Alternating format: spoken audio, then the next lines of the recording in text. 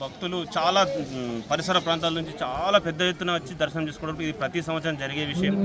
మేము ఈ సంవత్సరం నుండి గోదావరి జలాలతో ఈరోజు మా ఎంచా గ్రామం తరఫున, గ్రామ అభివృద్ధి కమిటీ తరఫున గ్రామ ప్రజలందరం విఠలేశ్వర స్వామికి, రుక్మిణి మాతకి గోదావరి జలాభిషేకం చేసి ఇక్కడ భజన కార్యక్రమాలు అదేవిధంగా చేయడం జరుగుతూ ఉంది. అయితే ఇక్కడ యొక్క విశిష్టత ఏంటంటే, ఇక్కడ ఏవైనా భక్తులు కోరుకుంటే అది ఖచ్చితంగా నెరవేరుతుందనేది ఒకటి నమ్మకం. కాబట్టి భక్తులు వన్ ఇయర్కి చాలా పెరుగుతూ ఉన్నారు. ఇది కంటిన్యూగా అవుతుంది. నిజామాబాద్ జిల్లా నవిపేట మండల్ ఎంచా గ్రామం. మా గ్రామ ప్రత్యేకత ఏంటంటే, ఇది చాలా పురాతనమైన టెంపుల్. మా తాత ముత్తాతల నుంచి చూస్తున్న టెంపుల్. కాకపోతే ఇది భారతదేశంలోనే రెండవ పాదంగా పిలువబడే టెంపుల్. ఒకటి అక్కడ మహారాష్ట్రలో పండలపూర్లో ఉంది, రెండవది మా ఎంచా గ్రామంలో ఉంది. తెలంగాణ రాష్ట్రంలో నిజామాబాద్ డిస్టిక్ ఎంచా గ్రామంలో ఉంది.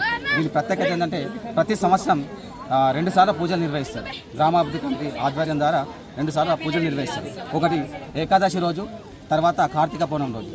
ఈ మా టెంపుల్కి ప్రత్యేకత ఏంటంటే, ఇక్కడ ఈ భగవంతుడు ఎవరైతే భక్తులు కోరుకున్న కోరికలు ఉంటాయో ఆ కోరికలు నెరవేరుతాయి.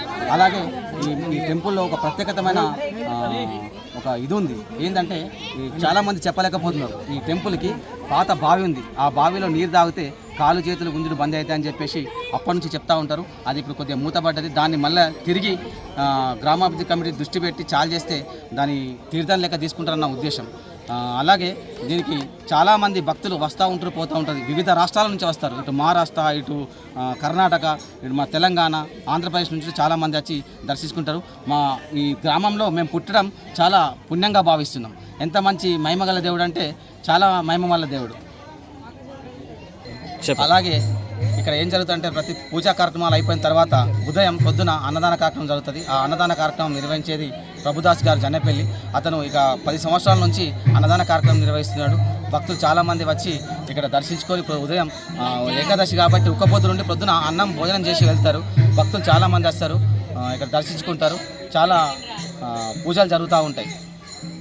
మా గ్రామ అభివృద్ధి కమిటీ తరఫున విచ్చేసి ఇక్కడ అన్నదానం చేసి వెళ్ళాలని చెప్పేసి మా యొక్క విన్నపం.